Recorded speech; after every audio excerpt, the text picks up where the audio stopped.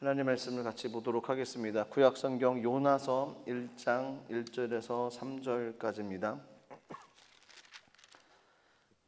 구약 성경 요나서 1장 1절에서 3절까지입니다.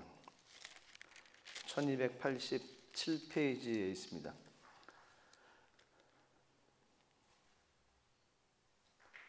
요나서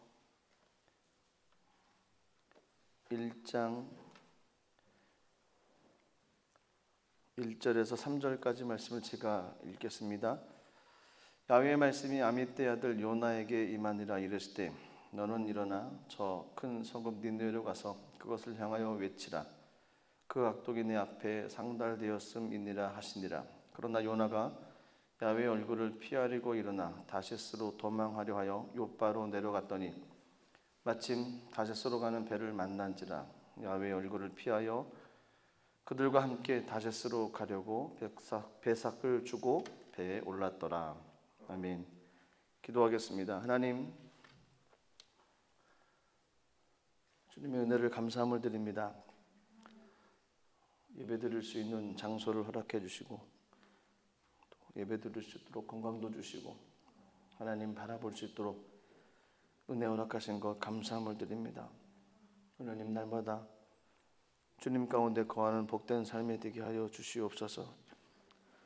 주님과 동행하며 나갈 때 하나님 우리들에게 큰 힘이 되게 하시고 주님의 거룩한 영광이 우리 가운데 차고 넘치게 하여 주시옵소서. 나라 민족을 축복하옵소서. 이 땅을 축복하여 주옵소서. 몸된 제단을 축복하여 주옵소서. 믿음의 가정들을 축복하여 주시옵소서. 하나님 의지하고 나가는 귀한 삶으로 평생의 삶을 살아갈 수 있도록 주님 인도하여 주시옵소서. 코로나 시기를 지나고 있는 저희들에게 믿음이 연약하지 않도록 붙잡아 주시고 십자가만 보이게 하옵소서. 주님만 바라보게 하옵소서. 들려주는 이야기, 손에 잡히는 것, 또 여러 가지 환경의 이야기, 많은 이야기들로 인해서 우리들 마음이 흔들리지 않게 하시고 더욱더 하나님께로 가까이 갈 수 있도록 성령님 인도하여 주옵소서. 말씀을 묵상하는 자가 되게 하시고 말씀 가운데 거하는 자가 되게 하여 주옵소서. 이 시간 하나님 말씀을 같이 나누길 원하오니 성령 하나님 함께 하시고 주의 거룩함으로 충만하게 채워 주옵소서. 감사드리며 예수님 이름으로 기도드리옵나이다. 아멘. 구약 성경에 많은 이야기들이 있습니다. 그 중에 오늘 요나 선지자의 이야기, 많은 사람들이 잘 알고 있는 이야기입니다. 아마 교회 다니지 않은 사람들도 아마 이 이야기는 알지 않을까 싶습니다.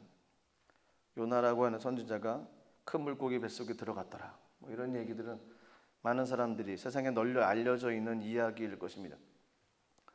이 얘기의 줄거리는 간단합니다. 하나님의 소명을 받았던 선지자, 그런데 그 선지자가 하나님의 뜻을 피해서 도망갔습니다. 도망가다가 바다에 빠지고 커다란 물고기 뱃속에 들어가서 3일 동안 있었습니다.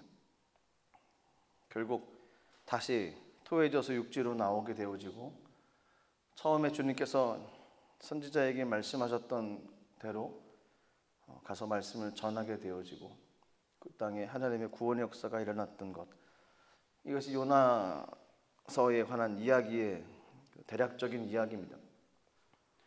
요나서를 어떻게 보느냐, 이 관점에 따라서 여러 가지로 좀 볼 수가 있습니다. 관점이 어디냐라는 거죠. 선교학적 관점으로 보면 요나는 선교사가 될 것이고요. 구원론적인 의미로 보게 되어지면 요나서는 이방인들의 구원을 예표하는 모습으로 보여질 것입니다.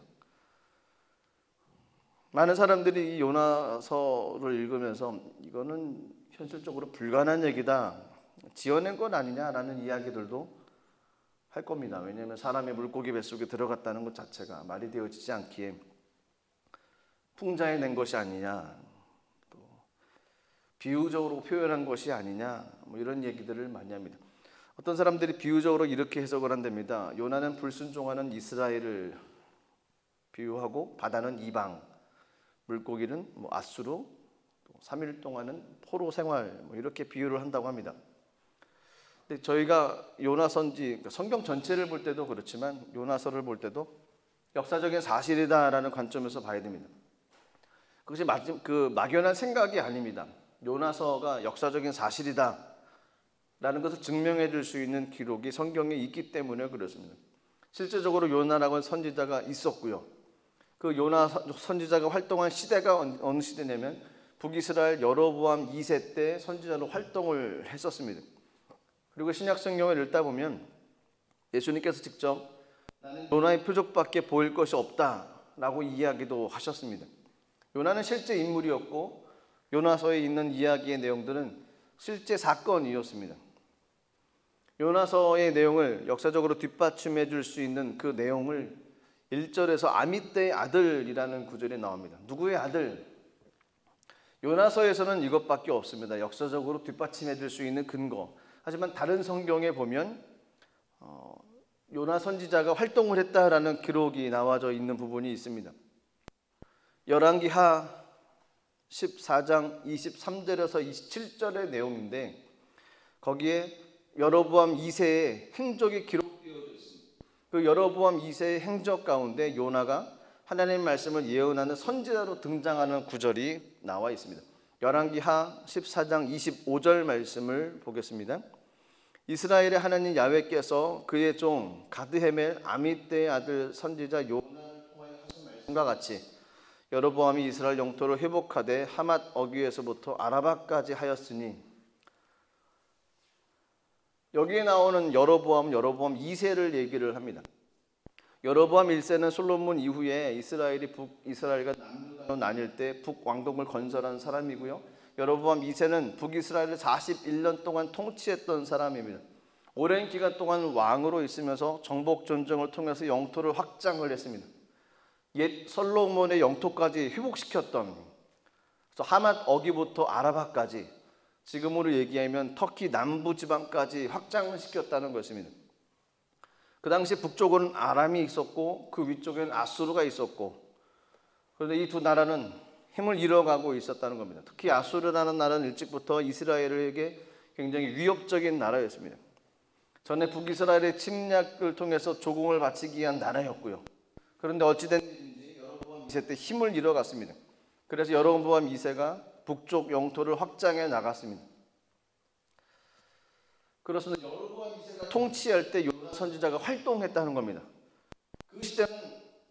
그 시대를 간략하게 정리를 하면 솔로몬 이후에 잃었던 영토가 회복되어졌고 정치 경제적으로 번영을 이뤘고 국가적으로 아수르의 퇴보를 거듭하게 되어졌고요. 태평성대를 이뤘던 기간이었습니다.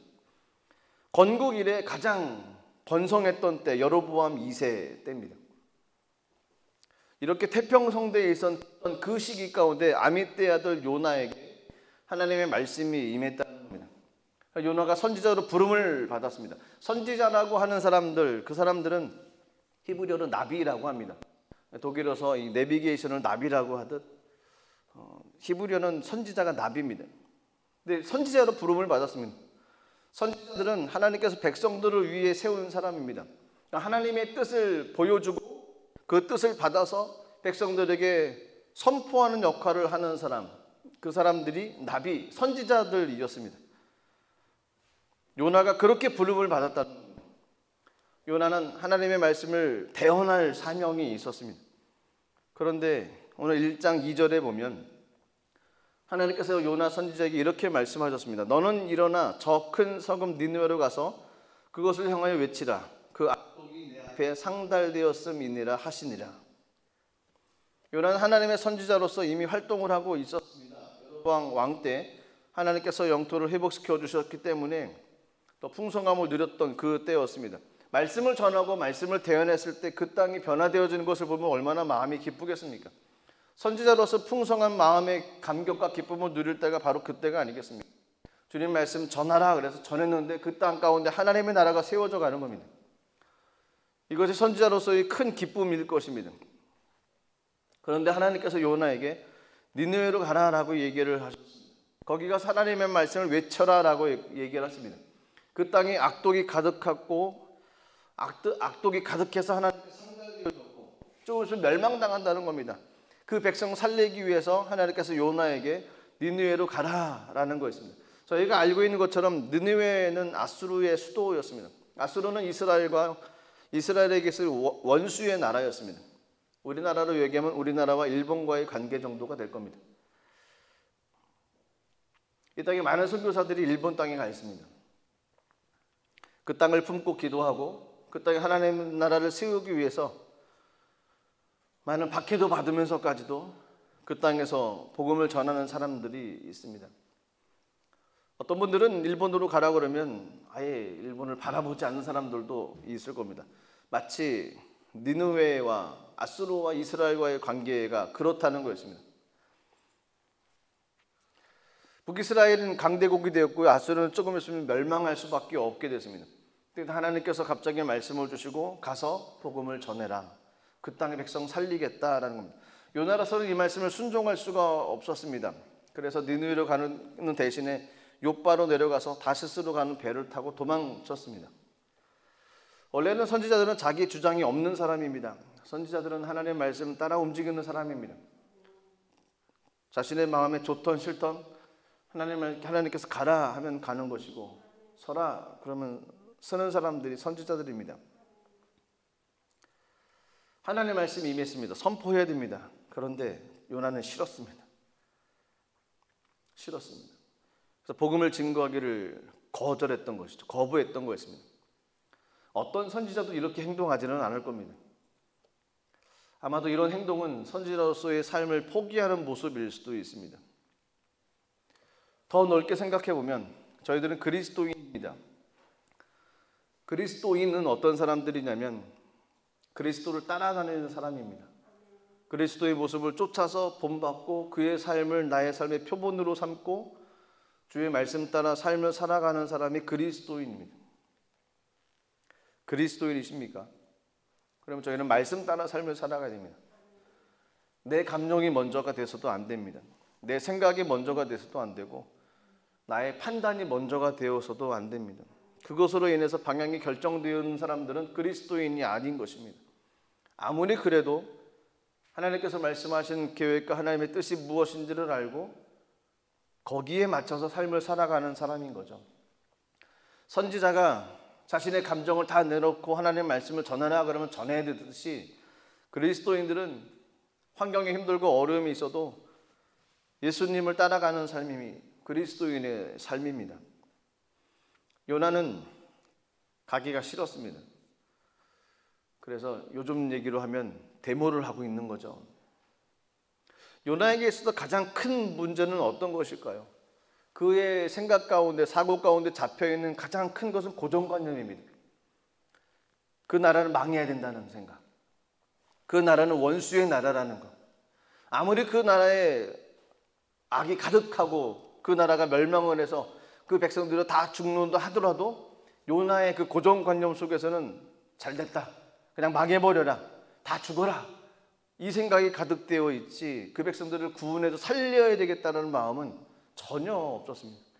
이것이 요나의 생각과 하나님의 생각의 차이점이었습니다. 고정관념이 들어가 있으면 저희들 삶 가운데도 고정관념이 자리 잡고 있으면 다른 어떤 생각도 우리들 마음 가운데 들어오지 못합니다.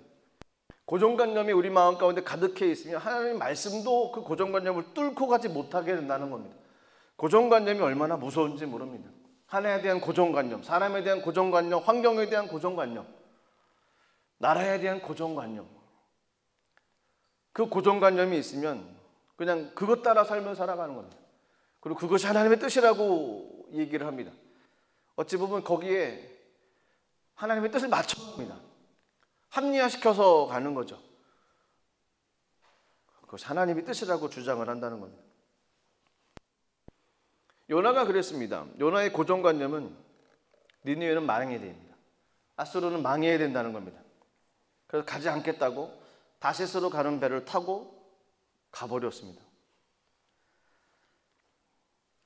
요나서 1장 3절 말씀 보시면 그러나 요나가 야훼의 얼굴을 피하려고 일어나 다시스로 도망하려 하여 욥바로 내려갔더니 마침 다시스로 가는 배를 만난지라 야훼의 얼굴을 피하여 그들과 함께 다시스로 가려고 배삭을 주고 배에 올랐더라. 요나는 자기가 싫은 건 싫은 거였습니다. 그 땅을 품기까지는 그 마음이 허락하지를 않았습니다. 그래서 도망가기 시작을 했습니다. 하나님의 얼굴을 피해서 그냥 도망가 버리자. 멀리 도망가면 하나님의 낯을 피할 수 있을 것이다 라고 생각을 했던 것이죠. 하나님은 이스라엘을 다스리시는 하나님이시고, 그리고 요나가 다른 지역으로 가면 그 다른 지역을 다스리는 신은 또 따로 있을 것이다. 아마 이렇게도 생각을 했을 것입니다. 문제는 요나 선지자는 하나님이 어떤 분인지 모르신다는 겁니다. 하나님이 어떤 분인지, 그분의 속성과 그분의 삶을 모르기 때문에 그냥 피하면 되겠다라고 먼 곳으로, 땅끝이라고 여겼던 다시스로 도망가 버리면 괜찮겠지라고 생각을 하면서 삶의 방향을 바꿔갔던 것이 요나였습니다. 저희도 그렇지 않습니까? 하나님께서 원하시는 모습이 아니라고 단정을 내리는 경우들도 저희가 많습니다. 이것은 교회의 모습이 아닙니다. 이것은 신앙인의 삶의 모습이 아닙니다. 이것은 하나님의 뜻이 아닙니다라고 저희가 단정 내리는 것이 있지 않습니까? 저희가 해야 될 것은 단정 내리는 것이 아닙니다. 단정 내리는 것이 아니고 하나님을 알아가는 것이 더 중요합니다. 하나님을 알지 못하는데 스스로 단정 내리고 그 단정 내렸던 것, 고정관념이 되어져서 그 삶을 살아간다고 하면 그냥 내 인생 마이웨이로 살 수밖에 없는 것입니다. 하나님의 뜻을 알아가는 것이 그리스도인의 삶입니다. 하나님을 알아갈 수 있는 방법은 한 가지입니다. 성경을 묵상을 하는 겁니다. 저희들에게 눈으로 보여줬던 하나님 말씀, 저희들에게 유일하게 말씀 허락하셨던 하나님의 성경 말씀, 이 말씀을 읽고 묵상을 하는 겁니다. 읽는 것으로 끝쳐서도 안 됩니다. 묵상을 하면 그 속에서 하나님의 마음을 얻을 수가 있습니다. 또 생각하고 또 하나님께 여쭤보고 마음을 품고 있다 보면 그 속에서 하나님의 마음을 깨달아지고 그 마음이 마음속에 밀려오는 것을 느낄 수가 있습니다. 중요한 것은 하나님을 알아가야 된다는 겁니다. 저희가 해야 될 것은 하나님을 알아가는 것이지 단정 내리는 것은 아닙니다. 하나님을 잘 알지도 못하면서 알아간다고 생각하고 판단하고 비판하는 것, 그것은 교만인 것입니다. 신앙생활을 몇 년 했는지 중요하지 않습니다. 내가 지금 하나님을 알아가고 있는 삶을 살아가고 있는지, 이것이 더 중요합니다. 내게 어떤 은사가 있는지, 그것보다 더 중요한 것은 하나님을 날마다 알아가는 것입니다. 날마다 하나님을 알아가시기를 주님의 이름으로 축복합니다.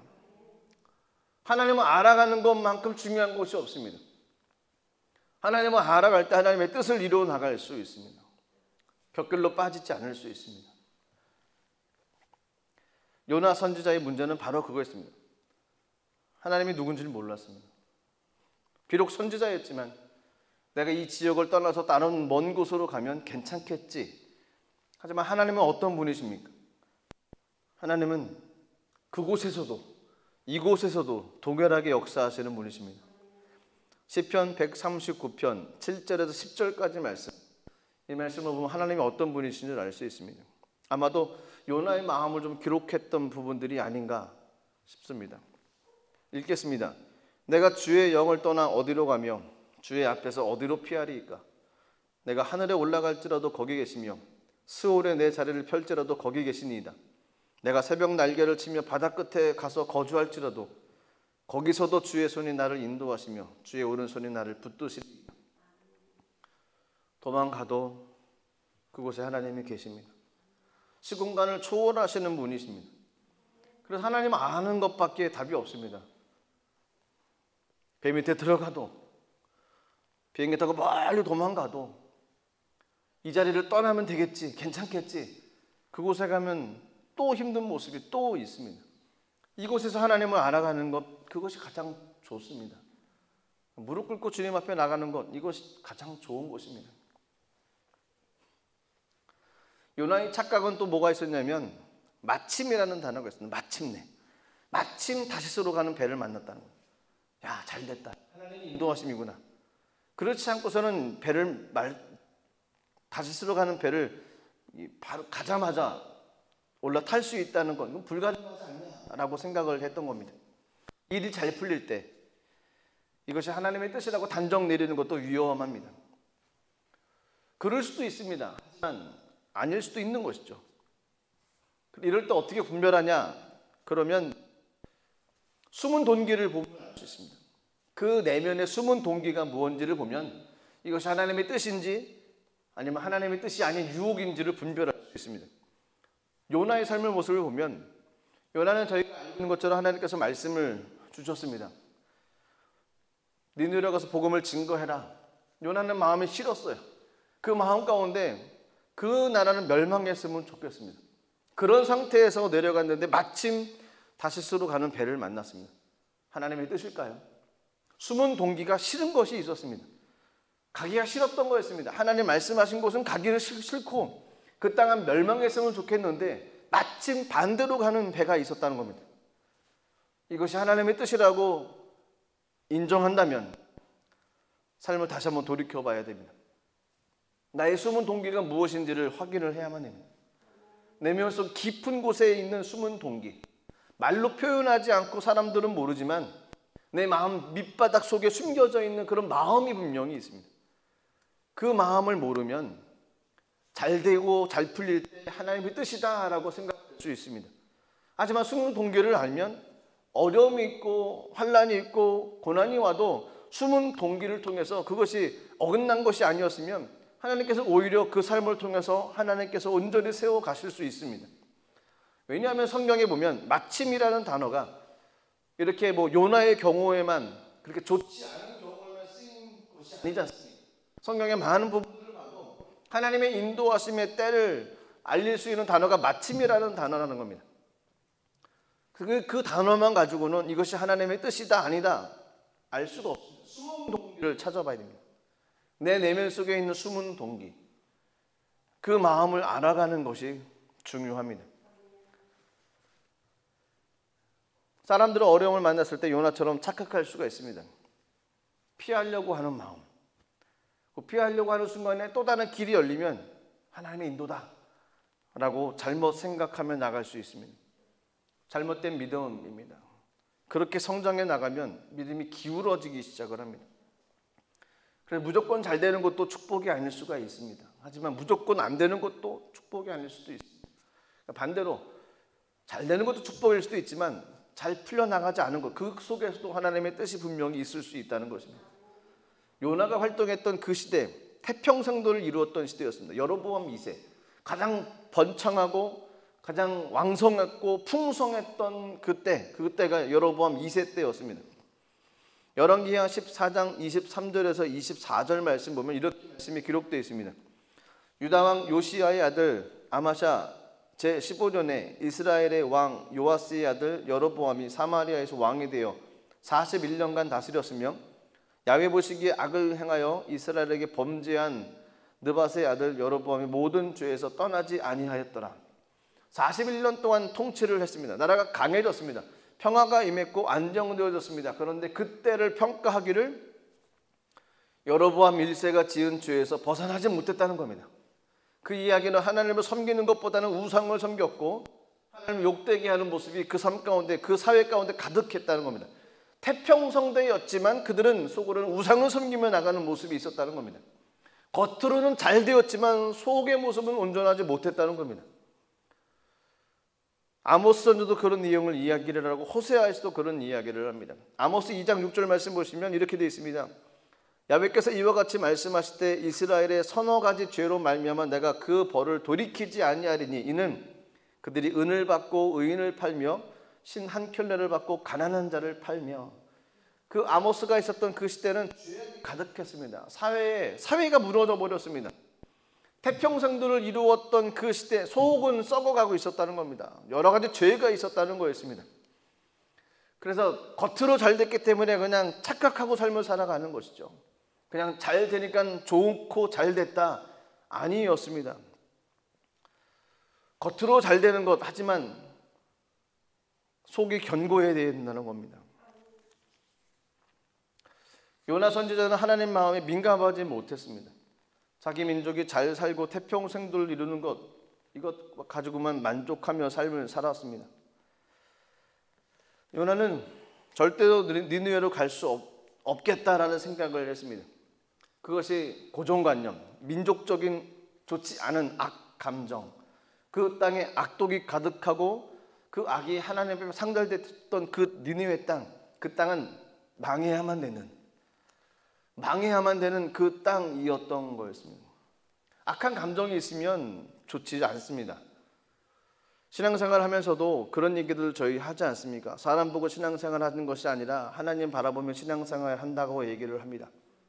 이것이 다른 사람에게 적용될 때는 참 멋있는 명제로, 멋있는 말로 표현이 될 수 있습니다. 하지만 그것이 내게 적용이 되어지면 상황이 틀려지죠. 사람 보고 신앙생활 하지 않고 하나님 바라보며 신앙생활을 한다고 얘기를 하지만 그 환경과 모습이 내게 적용이 되어지면 내게는 또 다르게 사람 보고 신앙생활하는 경우들도 보여진다는 겁니다. 그래서 다른 사람들 앞에 나가서 평가하고 판단하는 것은 하지 말아야만 됩니다. 신중해야 되고 겸손해야 된다는 겁니다. 요나는 두려움이 있었습니다. 그 두려움은 이거였습니다. 그 백성들이 정말 믿고 회개하고 돌이키면 어떡할 것인가. 그 백성들은 망해야 되는데 정말 회개하고 돌이키면 어떡할 것인가. 이것이 그의 두려운 마음이었습니다. 그런데 사실 그렇게 됐지 않습니까? 요나서 3장 4절 말씀 보시면 요나가 그 성읍에 들어가서 하루 동안 다니며 외쳐 이르되 40일이 지나면 느느웨가 무너지리라 하였더니, 이렇게 외쳤더니 그들이 회개를 했습니다. 온 백성들이 금식하며 돌아오기 시작했습니다. 짐승들까지도 금식을 시켰습니다. 온 나라가 뒤집어져서 회개하고 주님 앞에 돌아오는 역사가 있었던 것이 요나의 이야기였습니다. 짤막하게 요나의 삶 가운데서 중요한 것이 무엇이겠습니까? 하나님의 마음을 알아가는 것입니다. 그분의 마음이 어디 있는지, 이것이 중요합니다. 내 마음과 내 판단과 내 감정이 아닌 하나님의 마음이 무엇인지를 알아가는 것이 필요합니다. 저희가 나갈 길은 하나님의 마음이 원하시는 곳으로 가야만 됩니다. 하나님의 마음을 알기 위해서는 묵상을 해야 됩니다. 하나님께서 기록하셨던 성경 말씀을 통해서 묵상하고 그 말씀을 붙잡고 기도하는 삶을 통해서 하나님의 마음을 알아갈 수 있습니다. 하나님의 마음이 하늘에서 뚝 떨어지지를 않습니다. 그런 것 같아. 그건 같은 것이죠. 성경에 있는 구절로 구체적으로 하나님께서 말씀하신 마음을 받아야만 됩니다. 그래서 날마다 묵상하고 큐티하는 삶을 살아가야만 됩니다. 그렇지 않고서는 하나님의 마음이 하늘에서 뚝 안 떨어집니다. 신앙생활 경험을 통해서 그 마음을 알아간다는 것, 그것도 유추하는 거죠. 성경을 통해서 알아가는 것만큼은 안 된다는 겁니다. 영적으로 민감해야 됩니다. 요나 선지자의 문제는 영적으로 민감하지 못했다는 거였습니다. 하나님의 마음을 잘 알고 캐치하고 그 방향을 따라가야 된다는 겁니다. 이것이 신앙생활의 방향입니다. 저희들이 신앙생활의 방향은 간단합니다. 하나님의 마음을 알아가는 것이고 영적으로 민감해져 가는 거였습니다. 그렇게 되어지면 잘못 이해하는 경우가 없을 것이고요. 잘못 판단하는 경우들도 없어질 것입니다. 하나님의 마음을 아십니까? 이 시대를 향한 하나님의 마음을 아십니까? 모르기 때문에 묵상하고 기도하는 거죠. 나의 삶을 향한 하나님의 마음을 아십니까? 잘 모르기 때문에 묵상하고 기도하는 거고 예배하는 것입니다. 하나님께로 달려가는 것밖에 없습니다. 하나님 깨닫게 해달라고 기도하는 것밖에 없습니다. 내 경험을 가지고 하나님의 뜻을 유치할 수는 없습니다. 기록된 말씀을 통해서 하나님의 마음을 알아가야 되는 것이고, 그 말씀을 들었을 때 영적인 민감을 통해서 하나님의 마음이 어떤 것인지를 캐치할 수 있어야 됩니다. 신앙생활의 방향은 이것입니다. 하나님의 마음을 알아가는 것. 그분의 뜻이 뭐고 그분께서 원하시는 삶이 어떤 삶인지를 알아야 되지 않겠습니까? 요나 선지자에게 원하셨던 것이 바로 그거였습니다. 요나 선지자가 1장에서 그 마음을 알았으면 그럼에도 불구하고 순종하며 갔을 것입니다. 그러면 요나서는 짧게 기록되어졌겠죠. 그분의 마음을 몰랐기 때문에, 그분의 마음을 받아들이기가 너무 어려웠습니다. 거부했습니다. 고정관념이 워낙 강했습니다. 그러다 보니까 어려움도 경험하고 물고기 뱃속에도 들어갔다 온 경험도 하고 자기 뜻대로 되어지지 않는 삶을 살았습니다. 한 가지만 마음에 기억하셨으면 좋겠습니다. 신앙생활의 방향은 하나님의 마음을 알아가는 겁니다.